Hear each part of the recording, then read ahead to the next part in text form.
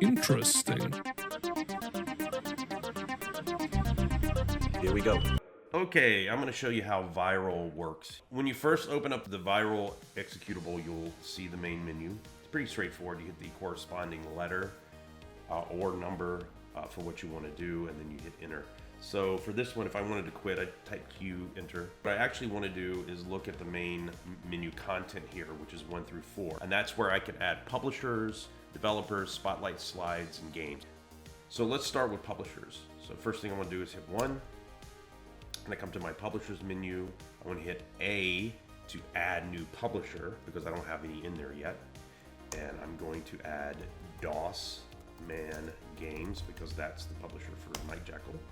And then you're going to come to the publisher detail page. So hit I, enter to select an image, right? And I just happen to have the DOS Man logo there. I'm going to open that up. If I want to add socials, I hit S, enter. And you can see I've got this JSON file that opens, and in here you have all the socials, and you can just kind of populate. Let's just do those 3. We'll use example.com. Just close this out. Let's hit B for back, or I could hit M for main menu. But I'm going to go back because it's breadcrumbs, so you can actually go back by 1 layer. And you can see I've got DOS Men games in there, and it's a total items of 1. And you can have as many as you want as you add different publishers. If you have multiple publishers that you're working with, if you're a developer, or if you're a publisher that has multiple publishing titles, you can add them all here. But anyway, so we're going to go back to the main menu, and we're going to do the same for developer. Now I'm going to add myself. I'm going to say nothing rhymes with entertainment. Now we're going to hit 3 to create spotlight slides. And these are going to be things that are going to be universal across multiple titles. If we want to add a new spotlight slide, you hit A. This should be familiar at this point. And we're going to enter the name. I'm going to call this merch. Okay. I want to select an image. Go in here to my AI generated images here for testing. And I want to add a URL because if you click it, it will go to this URL. Right now I'm using example.com. Let me go back. Now we're going to enter the game. This is the fun part. Now we get to add a new game. Hit A to add it. And I'm going to call this Night Jackal Blood Debt. We'll see what happens if I put a colon in here. Do I know the name of my game? Can I spell? Can I capitalize? Okay, there we go. You'll come to the game detail page. There's a lot of stuff to put in. You'll notice on the left-hand side, there's a bunch of fields that need to be filled in. Some of them are optional. And you'll see in the menu below that there are required sections, and then there's optional. At the very bottom, you'll see validate and build, browse archives, and delete. Everything has a delete. Let's start filling this stuff in. And the next thing you want to do is select your publishers. So I hit P, and that's going to bring up the publishers. So I'm just going to hit the corresponding number here for DOS Man, which is 1, because it's the only one I have in the menu. DOS Man has been added to the selected up here, and also you see the X. Okay. I'm going to hit D to add developers. Do the same thing, hit 1 to select nothing rhymes, hit B to go back. And underneath that, under required, there's already one that's filled out here for you. It's called Overlay Alpha, and it's currently set to 25%. You can just hit H and toggle through these. There's 50%, there's 100%, there's 0%. I like the 25%, I think that looks good. That's the default, I'm gonna stick with it. Now we're going to select our spotlight slides. Now this is optional because you don't have to add spotlight slides, but we created some specifically to add them, so let's do that now. And now you get to pick their order.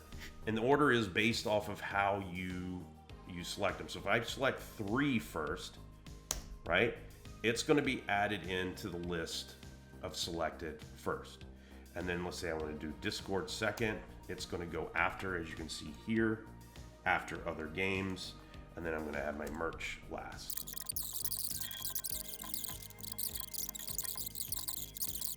So now we're going to validate and build. So we're going to hit Z. All right. And I hit enter. Now it's scraping all the URLs for YouTube, and there it is. That's your game executable. All right, let's see what it looks like when you launch the game. All right, the first thing you'll notice is there's a toast that pops up here in the bottom. Anyway, so the toast will tell you how to open, which is Control plus period. So I'm gonna press that now. And there it is. That's what the overlay looks like. You can see all the content being populated here. You got the spotlight slides. Your troubleshooting section has your titles and your questions, and if you click the question, it reveals the answer. Again, this is all customizable, so if you wanted this to be specific, like say that you get feedback from players that, hey, this one section I couldn't figure out this puzzle or something, you can actually add in a cheat guide here so people can come in and look how to get past certain sections. Or you can do that with the videos. You can post the videos up here that are walkthroughs and things like that. By default, the audio is off.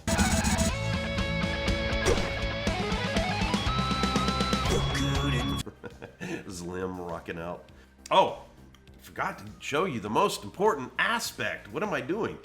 The thumbs up and thumbs down. If people open this and they're really just angry with the game, people usually rush off to Steam. This is hopefully a reputation control mechanism. So people come here and be like, I need help, and maybe they get the help here, maybe they're just frustrated and they hit the dislike button, right? Boom. But if you enter in a feedback URL, and I definitely say you should, this will pop up which says, would you like to leave feedback? And there's a little link here, and that will link to your feedback URL. So it'd be like a Google Sheet or something, and you click yes, it'll open that up. This is just a little mini game that's in here. If they're frustrated, just get rid of some frustration. All right. If they like the game and they hit the thumbs up, because of Steam's TOS, you can't say, hey, go rate our game.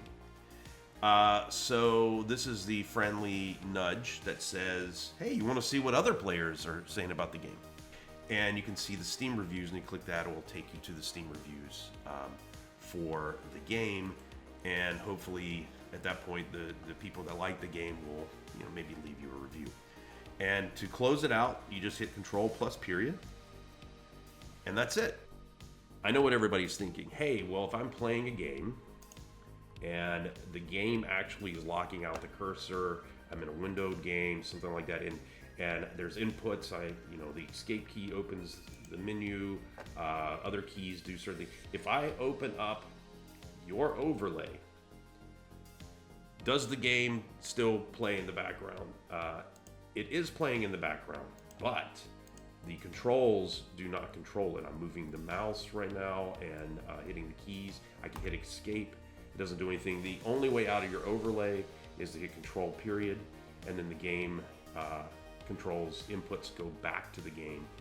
So this is just capturing the inputs right now. And we've got the scroll.